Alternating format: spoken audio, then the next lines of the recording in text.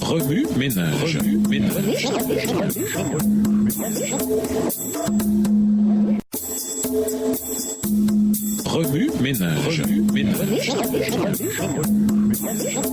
Bienvenue dans votre émission. Remue ménage. Nous voilà à la leçon de lundi. Comment ne pas être un disciple du Christ. Ce trimestre, nous avons étudié de nombreux angles du discipulat. Depuis les pratiques des disciples jusqu'au cycle de croissance du discipulat, Grow, G-R-O-W, on trouve de multiples éléments dans le fait de suivre le Christ. Mais l'attitude fondamentale qui rend le discipulat réel et authentique se trouve dans l'esprit d'humilité et d'abnégation du Christ. Luc 14 en particulier accentue hautement le rôle de l'abnégation dans le discipulat. Ici, la phrase « Il ne peut pas être mon disciple » est répétée 3 fois. Malgré toutes les discussions sur le fait que Jésus veuille appeler chacun de nous à devenir ses disciples, ce chapitre semble diverger et mentionne comment ne pas être le disciple du Christ. Premièrement, la première phrase se trouve dans Luc 14, verset 26. « Celui qui vient à moi doit me préférer à son père, sa mère, sa femme, ses enfants, ses frères, ses sœurs et même sa propre personne. Sinon, il ne peut pas être mon disciple. » À première vue, cette déclaration semble très dure, radicale selon certains. Dans de nombreuses cultures, les relations avec les parents, les conjoints, la fratrie et la famille sont primordiales. Mais plutôt que la connotation moderne de la haine, le mot grec original, miséro, signifie aimer moins,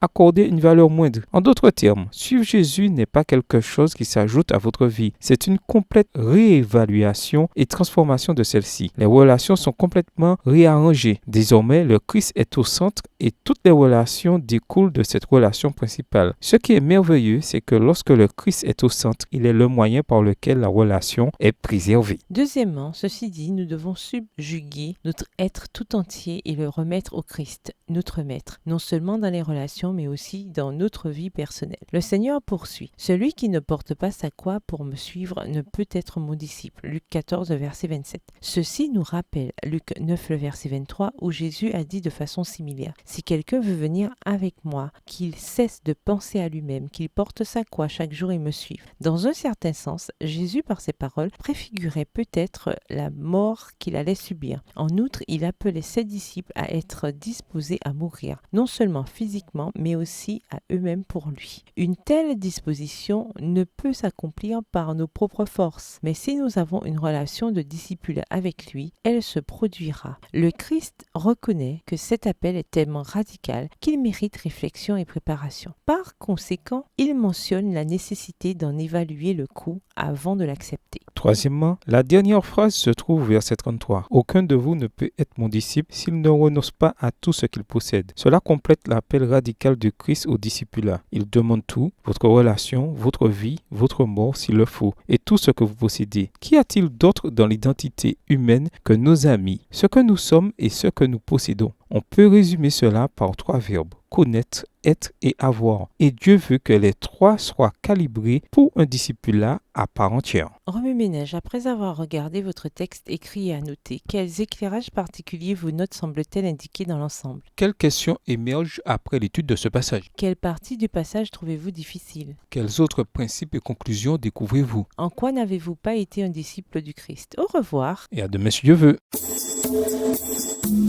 Remue ménage.